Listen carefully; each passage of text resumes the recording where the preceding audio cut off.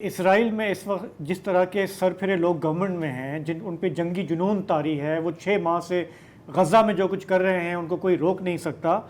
उस कैबिनेट में ऐसे ऐसे लोग मौजूद हैं जो कह रहे हैं कि ईरान ने अपनी सरजमीन से हम पे हमला किया है, हमें उनको टारगेट करना चाहिए डायरेक्टली। ईरान के पास तो ये मिसाइल डिफेंस सिस्टम नहीं है। क्या ये पॉसिबिलिटी है कि इसराइल उस तरह से रिटेलिएट करे ईरानी सरजमीन पे डीप डायरेक्टली? इनसाइड जी। अच्छा, इसमें हमने एस्केलेशन लैडर को देखना है।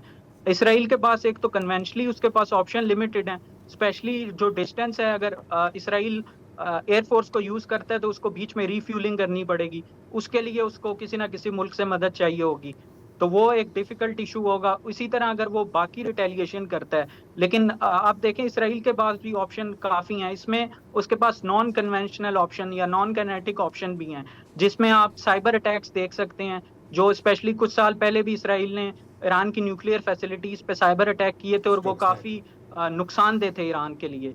इसी तरह अगर हम देखें तो रिसेंट पास में मुसाद जो है, हाई रैंकिंग ईरानियन ऑफिशियल और साइंटिस्ट की तेहरान, इनसाइड तेहरान उनकी असैसिनेशन कर चुकी है।